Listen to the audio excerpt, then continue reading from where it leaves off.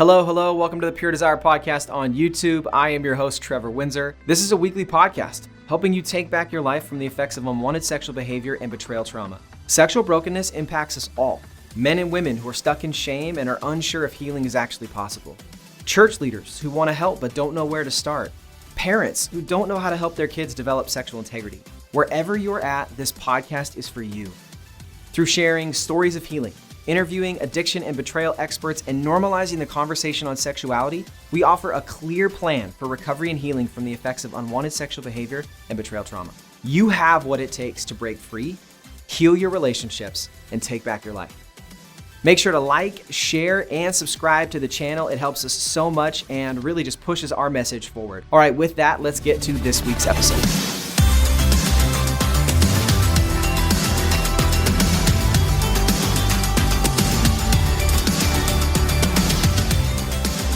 Kolb, welcome back. Thanks for being here. Thank you for having me back.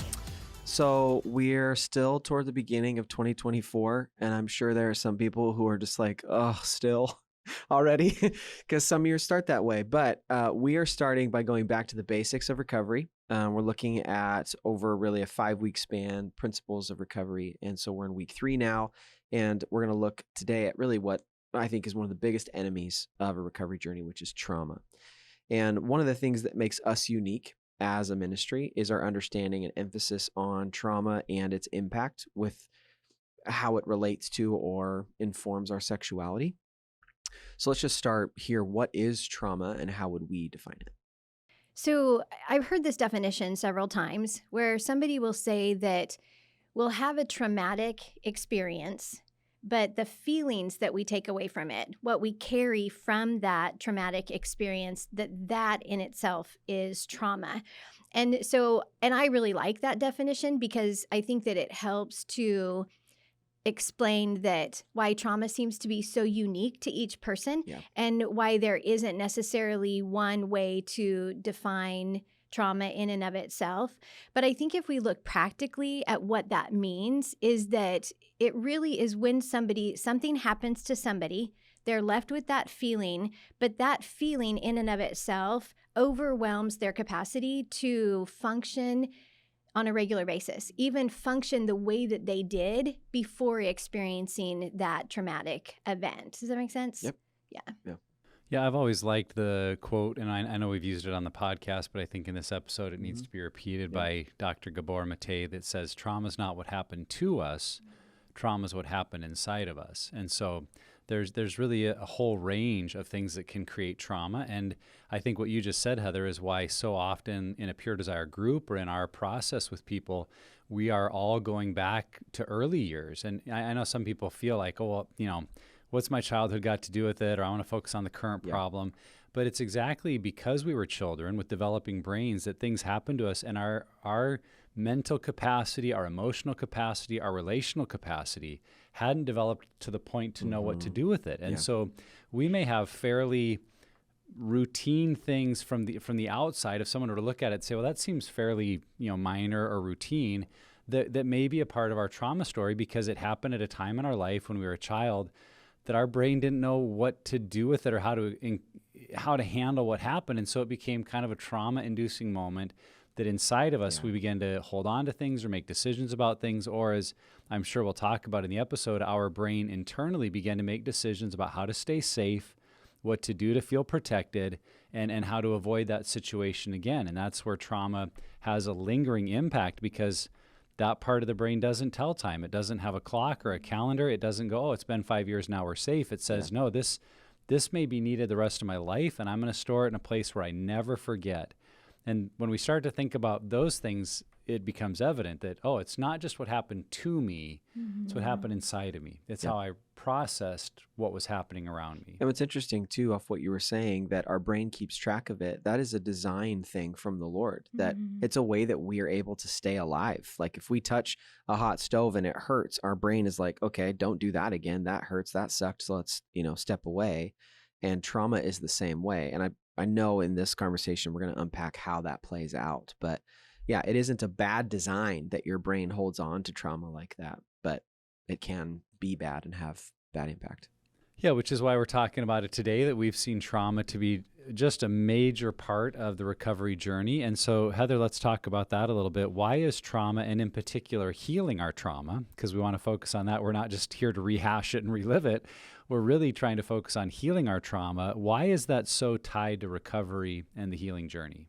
Well, I think we've already touched on this a little bit in just recognizing that when those things happen to us, especially in our early years, they're things that are stored in our brain for various reasons. But I think that as we continue to live out our lives, and especially into adult life, we can see, if we are honest with ourselves, we can see where those pressure points, where those traumas, where we become triggered in a way that is an indication that something is not right, that this thing, whatever this thing is, that it keeps showing up in all these different areas, and even to the point where I know that I have gotten to a point where I recognize it. I know there's something there, but I'm not ready to deal with it yet, and so I will on purpose shove it down. But I also know that then that's going to play a role in my ability to move forward in my healing, because it keeps popping up for a reason, because it's probably time for me to deal with that, and I'm just not ready to deal with it. So it can become really a huge stumbling block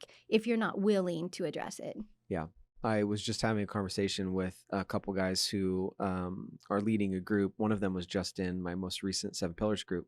And there was a guy in our group who, whenever someone would share something really traumatic or really like painful, a deep wounding, that this group member would react like laughing, or kind of like a, like one of those kind of things. And it got to the point where I was sharing, and I don't know, this probably isn't good. This is why this section isn't in the group leader training course, but I like reacted in the moment, like, you laugh every time I bring this story up. What is going on? And I eventually was like, I think this is a response to trauma. And we were able to unpack it. But what I found, and what he found through kind of that conversation, was that humor was something he found to then mask that pain or that difficulty. And there was stuff that had happened early in his life with his dad that was really, really difficult for him. And his escape was to go to humor. And so when it comes to recovery, it's the same thing. We find something to mask that pain and that difficulty. And so if we don't know what that mask is covering up, what pain or difficulty is really underneath, then we can't ever heal from that thing. Now, I don't know if he's healed from laughing at people sharing their deepest, darkest truths or whatever, but it was just a really, because I think sometimes understanding it, not just focused or emphasized in sexual addiction, but looking at it even outside of that, can help us understand even more our addiction and how that plays out because of trauma. Yeah, interesting connection. We found out earlier, well, I guess it was last year, that our oldest daughter's trauma response is laughter, because we had a situation where we were on a hike with the 3 of us, my wife and I and her, and my wife fell in a way that was kind of dramatic and a little frightening, and our daughter was laughing. And I'm like, why are you laughing? She's like, I don't know. and we did get to process it. Like, we're all okay now, and my wife was okay, thankfully, but it was scary for a minute. And so I've got this huge concern, and someone's laughing. You're like, what is going on? But that's a good point, that when our brain doesn't know what to do, it may respond in ways we're not really even sure why. And rather than beating ourselves up about it, it's learning to pay attention to, I'm handling this in a way that I'm maybe not comfortable with, but that's just what my brain has kind of learned to do. And the thought I was just considering as we talk about why it's so important to the healing journey, and it's because we have seen that healthy relationships, safe relationships, are a huge part of the recovery process and of living in a way of health. And the issue with trauma is that trauma creates messages in our thinking that impact relationships negatively, because we're trying to stay safe so we don't trust people. We're trying to protect ourselves so we don't risk, and relationship involves risk. And so as long as trauma is driving our thinking around relationships, we're not going to enter into the kind of relationships that really heal us and create a healthy way of life as mature, well-functioning human beings that are following Christ and trying to live out of who he says we are. And so we've got to identify the trauma that created the messages so that we can have the tools to learn healthy patterns of relationship as God designed us for, to be in that safe, loving intimacy both with him and with other people. And so I think that's what I found in group, people are kind of those light bulb moments, those aha moments, like, wow, I've never realized how that moment created maybe a vow in my soul where I said, I'm not going to trust men anymore. I'm not going to trust authority figures. I'm not going to trust the church. I'm not going to risk vulnerability. And that's been impacting them ever since that moment. So when we start to see that and begin to heal it, it just opens a whole new way of doing relationships. Yeah. And I think one of the things I saw play out in this group member was that he didn't really see a divorce being traumatic. And I think a lot, especially people in the church, and I don't want to say a lot, but there are a number of people in the church who grow up thinking that trauma is just someone close to you dying, or sexual abuse, or rape, or something like awful, like the top things that we, are afraid of happening. The trauma is so much more than that. And I think we go back to your quote earlier, Nick, with Gabor Mate, like saying that it's what happens inside of you that makes it traumatic. So what are some examples of trauma that many of us have experienced that maybe we might not think, oh, that's trauma? Mm-hmm. So, and I love this question because I think that each of us could make a huge long list of not only from our own personal experiences, yeah. right? But if we look at it through that lens, that it's what we take with us, that we carry away from the event, then I think, because I actually did make a list for this. And so maybe it's when a parent forgets to pick you up from something, being bullied, trying out for a team, and then you don't make it. That can be a devastating blow to people. Being teased relentlessly by a sibling, being pressured to do sexual things with friends, parents getting divorced, losing a pet, being yelled at, just being yelled at in general, but especially being yelled at by an authority figure, getting picked last for team sports. Man, I didn't realize until recently that I have a little bit of something with that. And in my Unraveled group, we were going through some of those things, but I remembered that, just being a girl and being small and, but sometimes those elementary school recess traumas, they're big. Real. Yeah. They're real. Having an absent parent. And I think that this one is unique. I've known people with this, that their parent died when they were little and they're like, well, that's not really a trauma. I barely even remember it. I barely even, but you recognize that they have huge abandonment issues, even though part of their brain can say, this wasn't trauma. I mean, he didn't choose to die, but yet this is what happened. But the way that it impacted their life is huge. You know what I mean? And so I think that that's one of the reasons why, too, that we have a tendency to maybe even minimize our trauma sometimes, because it isn't the death of a loved one, and it isn't rape, and it isn't this big T trauma experience, but it's a million of these little things that we can retrieve in a moment's notice. You know what I mean? That they're in our brain, they're stuck there for a reason. And so I find that to be one of the telling things about whether something is actually traumatic. Yeah. And we want to remember that trauma is both things that happen to us, but also things that didn't happen to us. And that's what I love about your list, Heather, is it included both, that there are traumas of infringement, of I was called a name, I was hurt, I was bullied, but there was what we call like a trauma of abandonment, that I came home and my parents weren't there, or I was left, for hours and hours with no support or help. I was not given care in moments when I appropriately needed care. And so my brain had to figure out, you're on your own. I remember once in the counseling process when my wife and I were walking through it, that I asked the counselor, I said, well, what can qualify as trauma?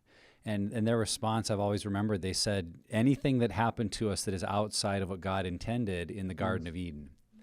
That in a sense, there was a perfect order to creation and care and relationships and God's presence. Adam and Eve, God's present with them, walking with them in the garden. And then when sin and fallenness and brokenness enters into the world, there is a divide in that relationship, not only with God, but with one another. And now all sorts of things happen to us or don't happen to us that in a perfect world designed by God, we could expect would happen. Well, anything outside of that has the capacity to create trauma. And that doesn't mean it all will, but that it all has that capacity to be something our brain interprets as dangerous, unsafe, something to be avoided. And I think, too, in this whole area, it can be helpful to remember that we only got to live our experience, And it's natural for us to think our experience was normal, right? So we didn't get to grow up in 10 different houses and compare them. And you may have had examples where you went and visited someone's home and realized, wow, they do things very differently, maybe in a way that's healthy or unhealthy. But all that to say, when we grow up as kids, what we experience, we've just defined as normal. And it might be in a group scenario, and we've seen this happen a lot, where someone will say something like, oh, I just thought that was normal. I just thought that's how everybody's family functioned. I just thought that's what parents were like, or what dads did, or what mom said, or it never occurred to me that maybe that was really hurtful in my experience. And so also, just the disclaimer, that doesn't mean we're trying to blame mom and dad. We're not trying to villainize anyone in our life. We're just trying to understand and interpret what happened to us. And the other person's blame or not, that's another topic for another podcast. The focus is, what did this do to me? And then having the tools to start working through and processing that trauma. Yeah. If you can remember like details about what happened, there's a really good chance that it was traumatic. I can remember, and I've told this story many times, but like 4th grade, middle of a math test at Phonics Factory, Mrs. Foster, who's my teacher, wouldn't let me go to the bathroom. I'm sitting next to Brittany Ekstrom and Rachel Northcraft. If you're listening, you didn't know you were part of my trauma, but I peed my pants. And that moment was so bad, and we'll get into like the messages you can learn from that. But I can remember who was sitting around me, the color of the chairs, who my teacher was, what grade I was in, how my dad, responded when it all happened. And honestly, it's funny too. I've told this story recently during a session at church that I remember when I was 5 years old in kindergarten, I had a crush on a girl named Abigail, and she walked out the door holding hands with Kenny. And that was traumatic to me at 5 years old, because I can remember what I smelled. I remember what I saw. Come on, man. Jerk. But I think that might be helpful when you're trying to explore, if you haven't, what is traumatic, what isn't in my past, what are those painful moments that you seem to remember a lot of those details that weren't really maybe important to what happened? Yeah, so I think that's a good question for us to get into, because maybe for some who are listening, this is a newer concept, or maybe it's something they've heard about but kind of thought, well, Christians don't struggle with that, or that's, we come to Jesus, he heals that, right? And it's like, oh, maybe there's more I need to unpack. So if someone was trying to recognize, Trevor, I think, gave a great idea there of, we can remember an incredible level of detail about something from decades ago. But Heather, what are other ways we might recognize signs of trauma in our life? And why does it always seem to revolve around younger years, childhood kind of experiences? Yeah. So these, in my mind, are kind of two a little bit separate questions. I think, Trevor, your example was really good, being able to remember specific details about a situation, even though the situation itself felt maybe trivial in the big scheme of things, but the way that it impacted you and what it left you is huge. Another one would be recognizing when somebody's response to a situation doesn't match the situation. So we've talked about that. Yeah. Either it's way extreme or it's even below what would be considered a normal. It's a disproportionate response. For sure. Yeah. Okay, that to me is always a big thing. Also, when you notice that somebody's core characteristics, like things that you've known about this person that have always been very steady, are changing. And even if it's a change that isn't a rapid thing, it definitely is something to pay attention to. And I even noticed this morning with a coworker in the office, that this person is usually very energetic, has a lot to say, very optimistic. And so when I walked by and said, how are you doing? The response was, I'm hanging in there. Now, I don't think I've ever heard that response from this person in the amount of years that I've known this person. But for me, that's an indication that, okay, something is going on with this person for sure. But if that became a pervasive pattern of behavior, then it needs to be looked at, because the core characteristics of this individual were not evident in that moment. And it could be even that this afternoon we have a conversation and everything is back to normal. Okay, good. No red flag anymore. But when you start to notice somebody that you have a relationship with, that their behaviors are extremely different than what you've observed before, then that's a huge red flag. And a lot of times we'll see that even in extremes. So somebody who used to be super social, really outgoing, loved going to do things with their friends, is now saying no to everything and isolating. And we can even notice this in our children. You know, as parents, we want to know our kids really well. And if we pay attention, we'll know when something happened at school, or we'll know when there's something that's ongoing that they're reluctant to tell us about, but their behaviors are changing in a significant way. So I think that is an important piece to all of this.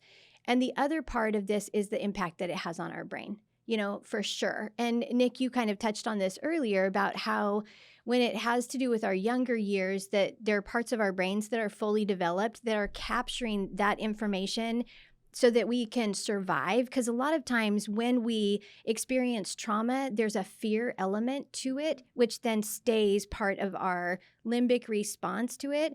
But I think even recognizing that for an adult who has had some of these experiences, or even experiences trauma as an adult, there are literally parts of their brain that shut down, you know, that they're not even functioning because of this trauma response. And so there is a lot that goes into being able to recognize the behaviors, but also understanding that it's not just in what we can see, but it's understanding what's happening in their brain that's going to contribute to future behaviors. Yeah, I think that it's easy to look at it and see the like over response. Like, okay, it's easy to identify that, but I think we have to be just as aware of an under response, where something that's really difficult or scary or traumatic in and of itself, there's this response that almost seems to not even acknowledge what happened. That is also a trauma response. And so I feel like that's something that I've had to learn a little bit too, that if something's difficult and I end up being like hyper dismissive of it, then there's something else going on in me that I gotta unpack, and we'll get into how we do that. But I just feel like that's something that can be missed. Is like, oh, they're fine. It didn't actually hurt that much. It's like, well, that's not necessarily what's happening. Maybe that is a trauma response, that there isn't this big reaction. What we're talking about here has a lot to do with the limbic response of the brain. It's the fight, flight, or freeze response. And that is such a huge indicator of when I find that, as we might call it, I'm going limbic, I'm going into fight mode, I'm getting angry, there's aggression, there's kind of amped up, I'm really defensive. I'm going into flight mode, I just want to run away, disappear, hide, leave the room, drive away, or that freeze mode of feeling paralyzed, can't think, can't function. That's an indicator. There's a pattern here, or a pathway that leads back to a wound and a trauma.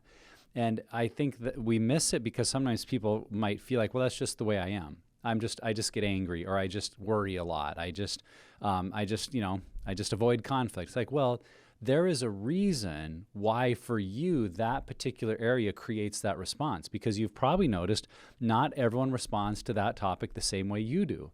So there's something in your life that made that topic, and there are certainly consistencies of things like, you know, conflict, money problems, painful situations, people yell. Like, there are maybe commonalities that a lot of people will have a similar response, but that's because we've seen that can be traumatic. And I think what we want to help people do is, if you see the present reaction, is just start tracing it back and asking the question of, where might this have developed in my life? When do I recall first feeling this way? And what we'll probably get back to is some memories where we are tempted to dismiss them as like, well, that was just kid stuff, or that was just childhood, that was just my family, that was just the way my mom was. It's like, well, yeah, exactly. When you were 6 years old and your brain didn't understand all that, that's what your brain began to latch onto and learn. And so when we see the patterns, I think that becomes really instrumental. And yeah, the other thing I would just say is like, what wakes you up at night, or what keeps you up at night? When everything starts to quiet down, and you used kind of the phrase earlier, Heather, like what starts to bubble to the surface, and now your brain's going, oh no, and what about? And well, that is probably a current concern that you could link back to past trauma. If you spent some time thinking, why is it always this topic? Why is it this fear about my children making bad decisions, or about going bankrupt, or about, you know, getting exposed as a failure at work? Or what is it for you that's creating that unresolved fear? And you could probably find that at the root of it is trauma, and likely from early years or from childhood. Right.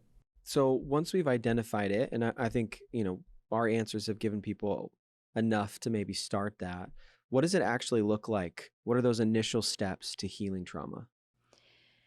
My first one is always counseling. And I know that is challenging for some people, but I think that when we start to become aware that we have traumatic experiences, or we have trauma that we're living with, it can be difficult to even want to go to a friend and say, I started to recognize this about myself. And so will you help me with this? Because a friend is going to maybe be helpful, but at the same time, they're not going to have as much experience or expertise or even a way to guide you to really what needs to happen next. And so I always think that counseling is a good first step, and especially if it's something that you realize that the trauma that you've experienced or that you're living with is probably big trauma. It's even if it might be little things over time, that a lot of times that can be a really good first step. And that could even be counseling with, a mental health professional, but also in a counselor at your church or something, but just somebody who could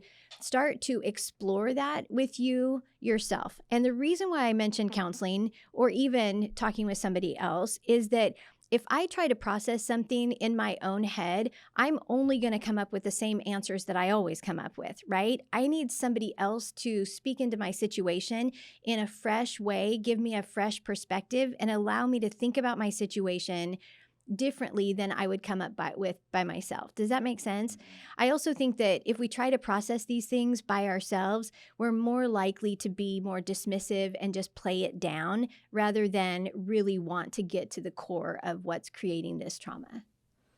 Yeah, and again, that's why we talk over and over about the value of groups. Yeah. And in the group process with Pure Desire, you're going to have ample opportunities to start processing trauma, naming it, understanding it, and with others, maybe seeing it from a different lens. I think a pattern that we've seen in terms of healing it that is really, and it kind of sounds like steps, but it really can be a fluid process, and it can be something we go through multiple times in healing. But that first step of just naming what happened, like recognizing something in your life that was traumatic. And maybe it's going back and finally naming that my dad's workaholism created a lot of abandonment fear for me. And so you've named and recognized there was something that created trauma. And then I think it's to acknowledge that was painful.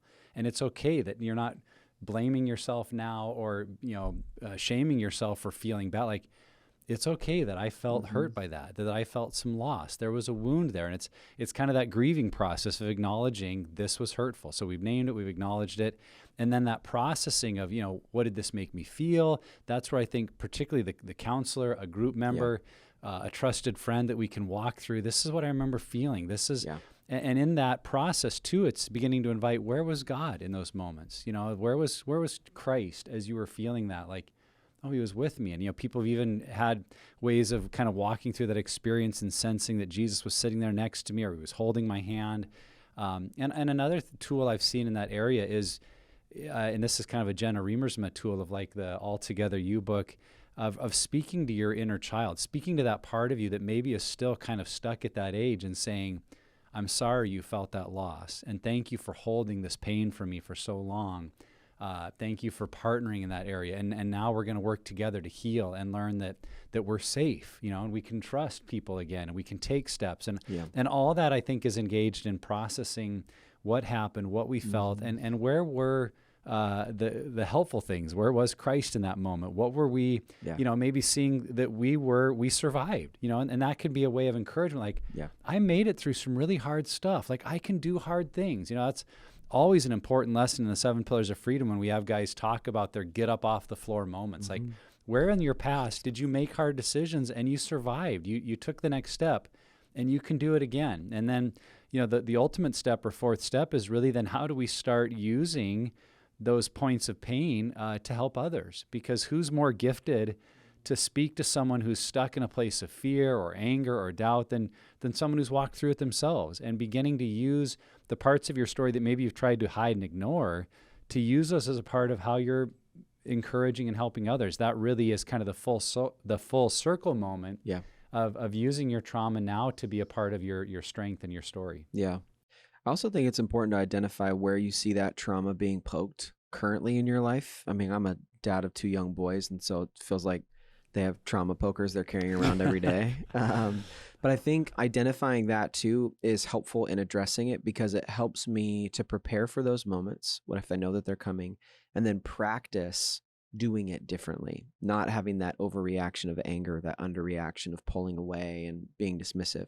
So I think that finding opportunities to have replacement experiences is ultimately how our brain will heal and how that trauma will heal. And so if you can identify where are these traumas being hit in my life and what are plans of attack or action in those moments that I can do it differently, I think that that's what will start the healing. So for some people, Heather, they go to the counseling, they do the group, they start to identify trauma, they dig in, they're starting to do some of this work. And I think there's a part of all of us that would want that to be a one and done process, or at a minimum confined to a short season of life. Like, I'm going to get in, I'm going to deal with it, and I'm like, move on.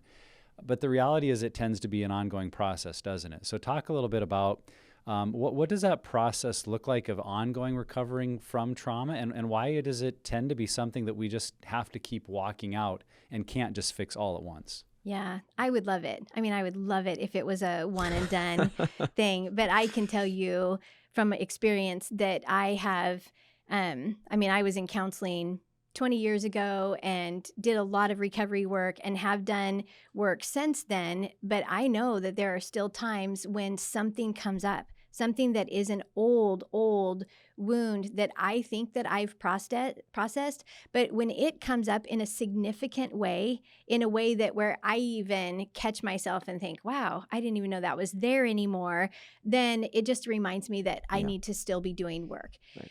The great thing about that, though, is that I have tools. Now I have tools so that when something triggers me and I'm responding to that trauma in a way that is not beneficial to me or the people around me, that then I can use my things. I have my safe people. I have the tools. I have the faster scale. I have these other things to really get a bird's eye view of what's going on. And so I can respond appropriately. Yeah. Recently, I've had a couple new things that I know that, and I've talked about it I've done all the things and it still is there and it still is prominent. And so I know that I need to, at some point, get into counseling so I can unearth this and figure out where it's coming from, which I haven't done yet. So it's on the list. And get on it. Right. Yeah.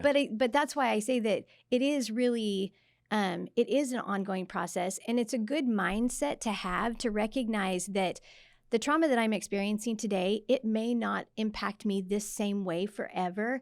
But if I recognize that my journey toward health is going to be until I go to be with the Lord, then be willing to address the things when they come up. Mm-hmm. Because we really only hurt ourselves when we're unwilling to do the hard work sometimes to figure out, what's causing us to be trauma triggered. Yeah. It's interesting too. I think, obviously we know that life, develops and seasons change. And like when I first started recovery, we didn't have kids. And now that I do, and it's like, maybe I've learned how to manage situations or the context of my life in a pretty healthy way.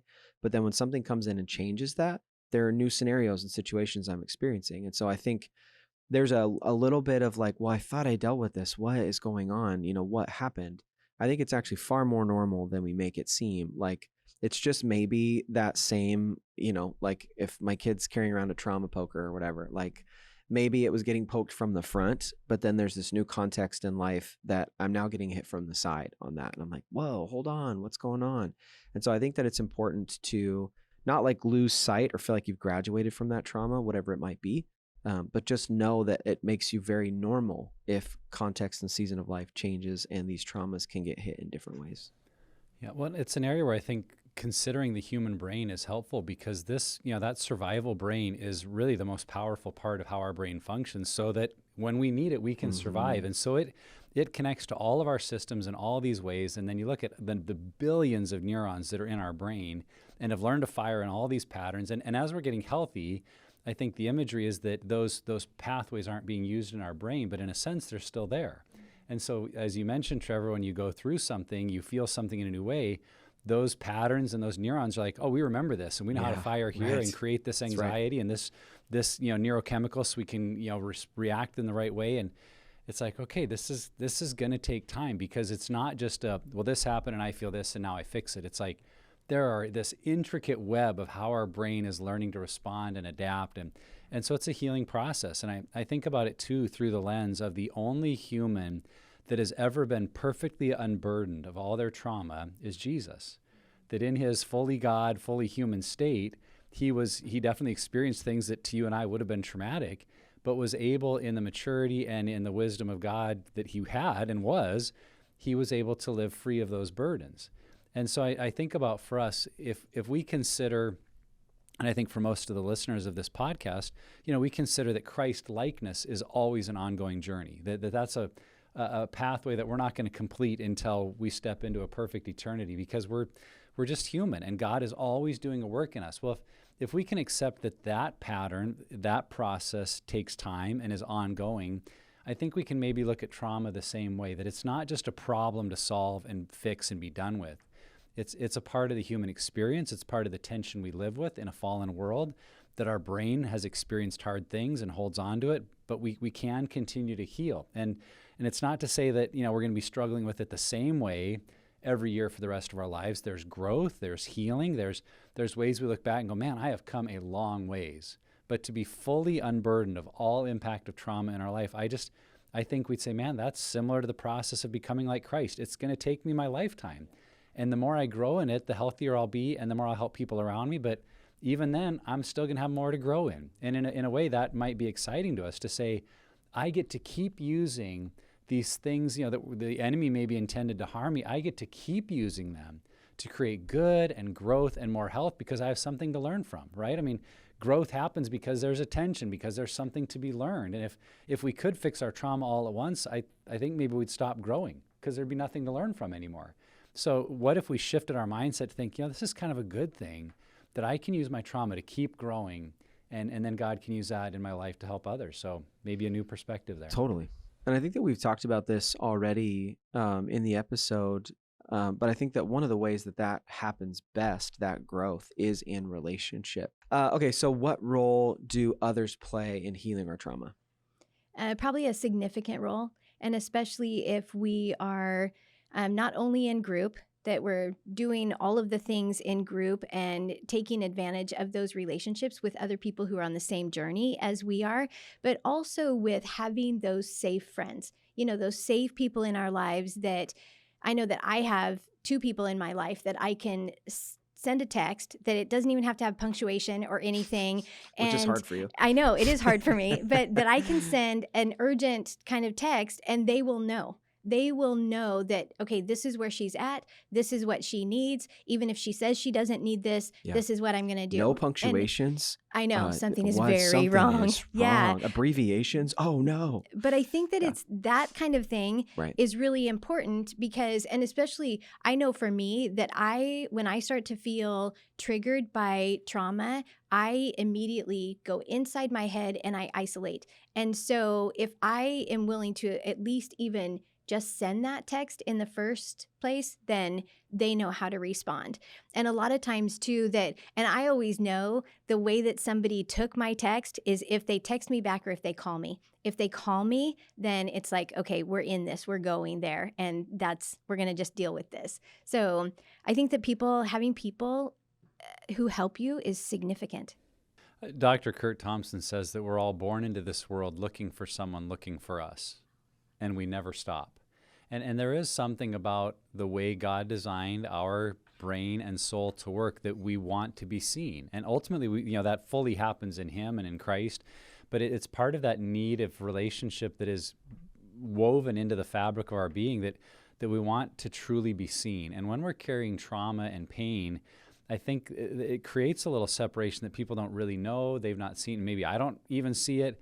But if we're able to open up our trauma to others and we feel really seen in a new way and we feel safe and we feel, the words Kurt Thompson uses, we feel soothed and secure in that relationship, it does something profound in us to heal that trauma, to heal that place of uncertainty and fear and, the need to run. It's like, I am safe here and with these people. And because I'm known and I'm seen, it does something to just change how I view myself. Yeah. And really it's like, again, I'm just saying we're made for people to see us that way, and when they see us, that it does something in us. And so that's the point, I think, of opening up trauma with others, is we're letting ourselves be seen in a new way, and it really does do something to change us and alter the way we see ourselves. Just a little sharing from my life currently. It's interesting. There's you, Heather, asked me a question early this week, an observation of how challenging work has been over the last couple of months. And it made me pause because you could see it and I couldn't. Like, I think after reflecting, I definitely could feel some of that stuff, but I didn't see it the way that you saw it. And so you put words to it. And of course I, maybe whispered a swear word under my breath. And I was like, crap, now I have to address this. Okay. But like even through this week, just thinking it through, I've been able to evaluate, okay, what is this tied to? When did I start feeling this way? And I was able to tie it to over a year ago when my wife had a major surgery and things that were going on, and this feeling of like pulling away and people aren't safe and I don't have control. And so I think the reason why I bring that up is because that without relationship, without you knowing me and knowing what I've gone through, you couldn't identify something that was going on in me that I otherwise would never have put words to. I probably would have like floundered my way through finding some sort of version of it, but you were able to, because you had the perspective, you're able to point it out and say, hey, this is something that's going on. I'm not sure what it all is, but I see it. And I think you should look into it.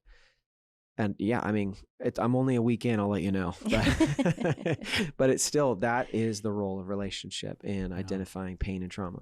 Yeah, it's having an opportunity to re-experience relationships as God intended them. Yeah. And in a healthy way, like you said earlier, replacing some of the lies or the message of the early trauma. I think we all wish that trauma only happened in the past or only happened in our childhood years, but the reality is that all of us at some point are going to go through something in our current adult life that is traumatic. And so, Heather, what are thoughts about how we can respond well and begin addressing and healing trauma, even maybe while we're in the midst of it as adults? Mm-hmm. So I think the process in a lot of ways is going to look the same. However, if we've been already in group, in recovery, doing the work, we're going to have some of those tools already in place that we can start implementing. We're going to probably have safe people in our lives that we can talk to. I think the other thing that happens is that we have the opportunity to not only connect what we're going through right now with previous experiences that we've had, but we most likely have a fully developed brain. And so we have the opportunity to utilize that because, I don't know, like I know that for me, when something happens that's out of the blue that I'm feeling triggered, then my limbic response seems to be very automatic, but yet I can talk myself off the ledge kind of quickly, or I can go to the people that know me that can help with that. And so I think that that is definitely an advantage to being an adult when we experience hard things, because we probably have a fully functioning brain. We're more likely to have the language to explain what's happening, whereas children often don't have even the language to understand what they're experiencing. And so I think that those are huge advantages, but the process and a lot of the tools that we would use, I think, are going to be very similar. Yeah. The three things that came to mind for me, and we've already kind of touched on at least some of them, but talking to safe people when something comes up. I also think that's the first one. The second one would be leaving space for you to feel your emotions, because when you're in trauma, you don't really do that. You kind of go to feeling safe, pulling away, finding security, and emotions at times don't feel like they're safe. I know that's my experience. So feel your emotions, whether that's journaling or talking to someone about them, just voicing them. And the third one is self-care. If you've been in recovery, you know how important that is, that you're finding activities, hobbies, things that help you. There's this weird balance between it helps you kind of disengage from the normal rhythms of life. And in some ways that can feel like isolation. It's not. It's more of the solitude piece. You're pulling away so that you can do something that is beneficial for you. And self-care could be anything from reading a book, going on a walk, exercise, time with friends. Maybe it's, you like to crochet, do it, crochet your heart out, like it's finding something that, it's funny. I actually just met yesterday with Bob Vandermeer, who's one of our clinicians, and he literally whittles wood and crafts things. And it's so cool. And I'm so jealous that I don't know how to do that. He's probably going to text me after he listens to this and say, I'll teach you. But just finding stuff that cares for yourself. So talking to safe people, feeling your emotions, and creating rhythms of self-care, I think are ways that we can address trauma if it happens right now. Yeah, I think a key is that we learn that it's okay to be vulnerable. That there are people, like you're saying, safe people, where we can be vulnerable to say, I'm not doing well. I need help. I'm experiencing fear or anger or doubt, and knowing there are people we can take that to who will not reject, shame, criticize, and that may not be people we've always thought of. If depending on our spouse or family members or even a pastoral figure, that it's like, well, that's what I'm supposed to tell. Like if that hasn't always been a safe experience, like, well, who do I know? I could say, I'm just really afraid in work or in this relationship, that will receive that and help you process. Like there's just something about what that does for you. And I think of the story that Rodney told on the podcast just a week or two ago about the difference of being at a funeral and how he knows that earlier in his life he would have felt the need, to be strong. I'm the pastor. People look up to me. I'm supposed to be, only grieve appropriately. Versus he said this time, I was just like, I was a wreck. I was a mess. And I didn't worry about how people felt or thought about me, because like that, I needed to grieve and to be there and to let that be kind of a traumatic, sad thing, but how much healthier that was for him. And I'm like, I think that's all of us. Like that, to be in a situation, be able to say, I'm scared and I don't like this, and have someone go, I understand. I'm here with you. It's like, I think that's what our brain is looking for in trauma, is that I'm not alone. I'm supported. I'm safe. And so we can't really get that if we don't express what we're feeling, if we don't express what we're going through. So it's choosing vulnerability.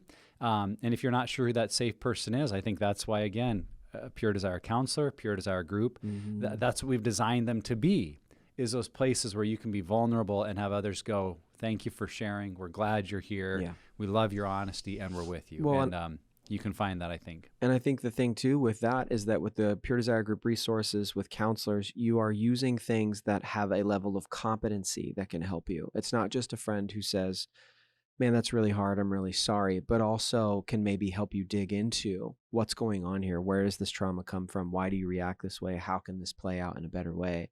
And that's what's so important about having some recovery system or a counselor, therapist, someone. And obviously we, offer those here. And so we do recommend those, but something that has some level of clinical work, some competency, some understanding of trauma will definitely help it go above and beyond. Well, this is a subject we could spend a lot of time on, and we could do a whole series on trauma and recovery. But as we think through this as a significant principle of recovery, what final thoughts, Heather, would we want to give just about the significance of facing trauma as a part of our recovery process? I would probably just encourage people to lean in, to not be afraid, to, investigate what that would look like, to take some of those steps toward healing. And the other thing, we have just collectively mentioned a lot of different traumatic experiences. And so if somebody's listening to this and thinking, oh my gosh, I have all of those, I need to find a counselor, right? Yeah. But just to be mindful that it's going to take time. Yeah. Choose kind of one thing as your, significant thing that you want to start working on. And I am very certain that in the process, it will unfold and reveal a lot of other things that will be really healing in that process. But it just is do something, and lean in. Don't be afraid. Yeah.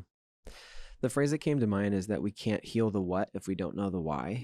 And I feel like that's just an important thing with understanding how to, specifically in recovery, why I'm going to sexually acting out, why pornography and masturbation and, having affairs or whatever it may look like.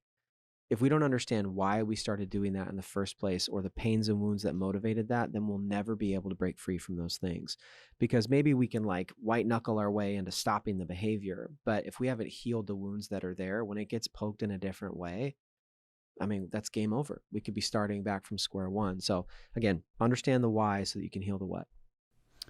Yeah, I think for me, it's the image of the iceberg that comes to mind in what you're describing, Trevor, that our behaviors or the outcomes of trauma in our life that are maybe leading us to do things we're not super happy about, that's just the above the water things that we can see. And that's still important. It still matters. Like, we do want to address negative behaviors. We want to address ways that we're maybe not functioning well in relationships. But those outward external behaviors are just a small piece of the much bigger picture of what's happening below the surface. And trauma really is that below the surface work. And what I would say about it as a final encouragement is the way that it can yield results in so many areas of your life. Yes, it does impact your recovery story and could help you heal from betrayal you're walking through, or could help you heal from an addictive pattern that you're trying to overcome.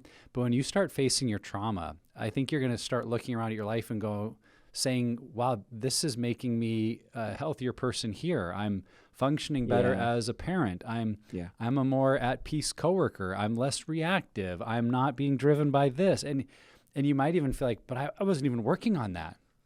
Well, no, but you're doing just what Trevor said. You're figuring out your why and how it's been impacting everything. And you probably have seen it connected to maybe one specific behavior or story that you're really working on, but it's connected to everything. And so there is, again, an opportunity here to experience some personal growth that maybe you haven't seen because of how significant trauma is and how we react to life. So there's a ton of great work that can be done there. You don't have to do it alone, and it really can be something that fuels your growth for a long time to come. Yeah, and we hope our conversation really does help you see that trauma is something that exists in your life and that you definitely have what it takes to find healing, that it is absolutely possible. So, Heath, thanks for your time with us. I know this is one of your favorite topics, so thanks for being here. Thank you.